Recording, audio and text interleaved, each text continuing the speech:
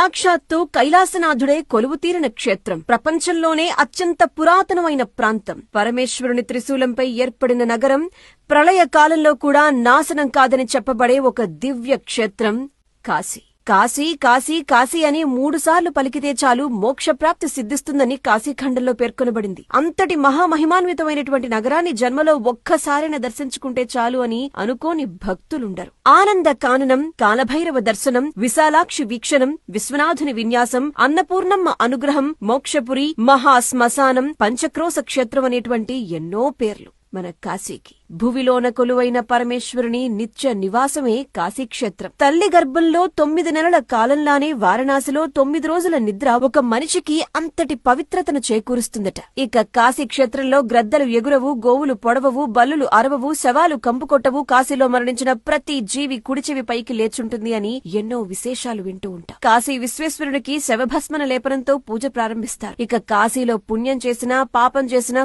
1,000,000 రెట్ల ఫలితం ఉంటుంది అంటారు. ఇక్కడ శక్తిపీఠం విశాలాక్షి అమ్మవారు, జగత్తంతటికి అన్నం పెట్టేటువంటి అన్నపూర్ణాదేవిల నివాస స్థలం కూడా కాశీని. దేవతలు, ఋషులు, రాజులతో పాటు ఎందరో వారి తపశ్శక్తితో నిర్మించినటువంటి 84 ఘాట్లు కాశీలోని గంగమ్మ తీరాన కొలువయ్యున్నాయి. అంతటి అద్భుత క్షేత్రాన్ని దర్శించుకుని పావనం కావాల్సిందే.